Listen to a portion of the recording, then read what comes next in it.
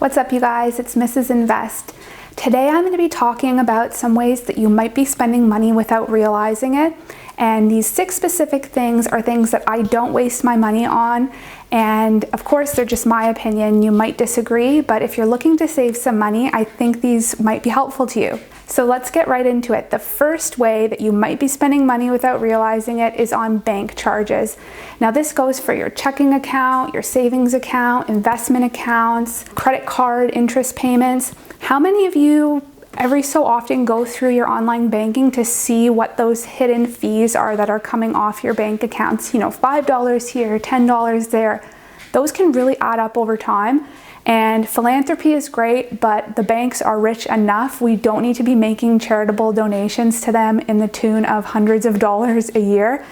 And often if you just call the bank and inquire about a fee that you've been charged that you don't know why you were charged, a good percentage of the time, at least in my experience, they'll either waive the fee or reduce the fee. I remember one specific time in my retirement account, I got charged a $150 fee for not having a minimum balance in the account, when I actually couldn't even have put in that minimum balance because I wasn't old enough yet. So I just called the bank and explained that to them, and they were like, oh yeah, that makes sense, we'll refund you $150. And that took about 5 minutes of my time. So every so often, go through your online banking and see what fees you're being charged, and if you think they're unreasonable, give the bank a call and see what they can do.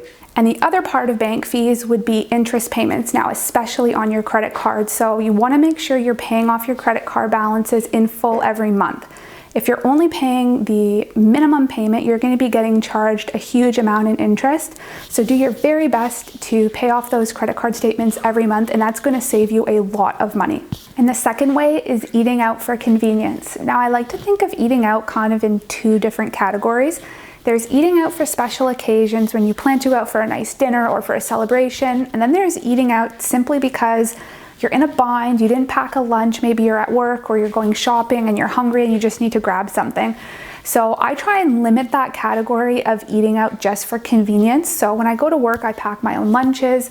When I go shopping and I know I'm going to be out for a couple hours, I make sure that I've eaten beforehand, especially grocery shopping when you're hungry. That is a total disaster.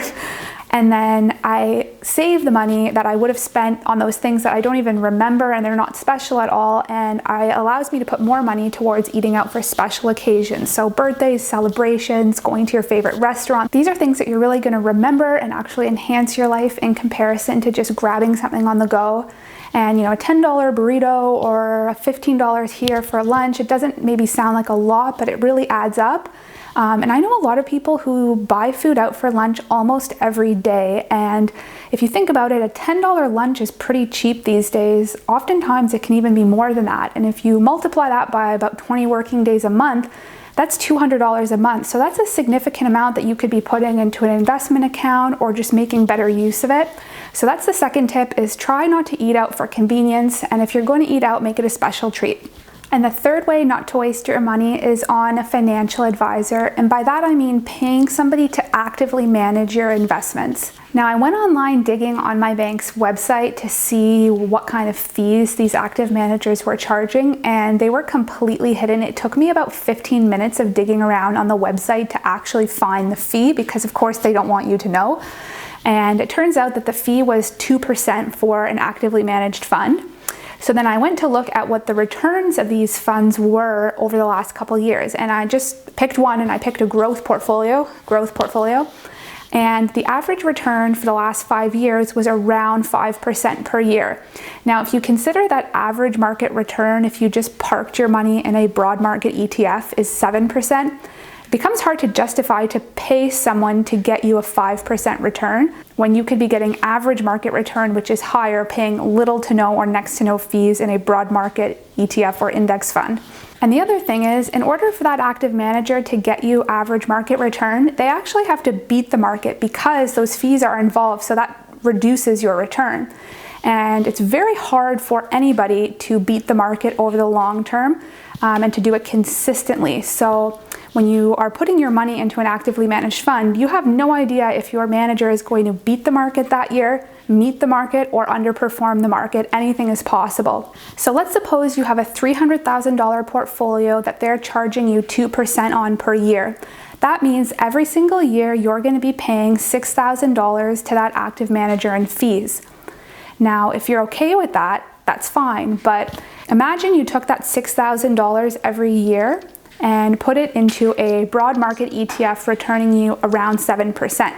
After 10 years, that portfolio is going to be valued at $95,000, with $30,000 of that being compound growth, or money that you didn't actually put in. And that's just 10 years of investing with the fees, never mind the actual principal of the $300,000 you had in the first place. So it becomes really hard to justify using active management, in my opinion. And the fourth way not to waste your money is on buying brand new cars. Now, cars last a lot longer than they used to. There's no reason that you need to have a brand new car. Whoever buys that car from the dealership for the first time is taking the biggest hit on depreciation of the value of the vehicle. And if you think about it, a brand new car means brand new car insurance. So car insurance is also more expensive. And let's say the two of those are around $500 a month, which can be pretty conservative depending on the type of car that you're buying. And now, you guessed it, let's take that $500 and park it in a broad market ETF at an average annual 7% return. After 10 years, that car is going to be probably in the dump, or that $500 that you invested every single month instead is going to be worth $87,000, with almost 27 of that being compound growth, or money that you didn't actually put in. So if you're looking to save some money and grow your money, buying a new car is probably not the smartest financial decision. And the fifth way you might be wasting money is by buying things for the season before the season. So what that means is holidays or seasons of the year. So for example, buying things for Christmas right before Christmas, or buying summer clothes right before summer. Those are the times when the prices are at their maximum. That's because most people are buying those things at that time. But what I like to do is, after the season is over, I'll go through and buy things that I know I'll need the next year. So for example, for Christmas, I'd buy like cards and wrapping paper.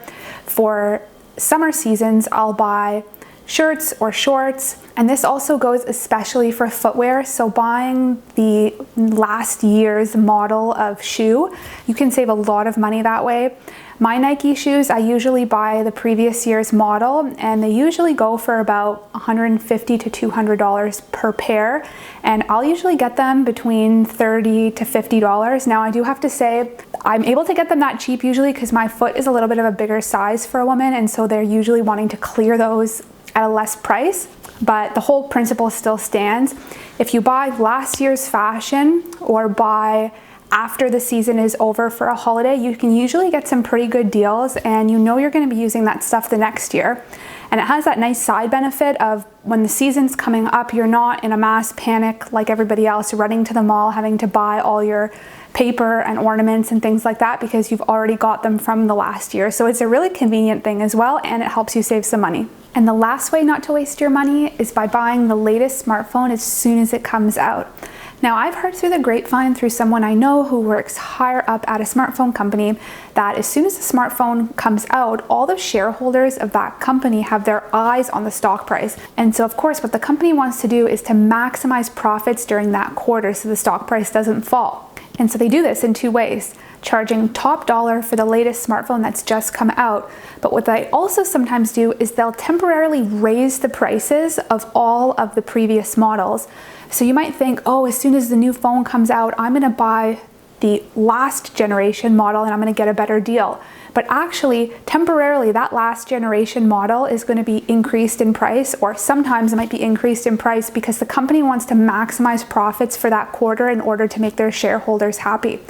So as soon as a new phone comes out, that couple months is probably not the best time to buy a new phone, even if you're buying the older model, because you might be paying more than you need to. So it's best to buy a phone during off season when nothing is really happening, because you can probably get the best deal that way. So those are just 6 ways that I don't waste money. Let me know ways that work for you in the comments below. I'd love to hear about them. I'm always looking to save money, and I'm sure other people are too. And I will see you in the next video. Bye. Baby.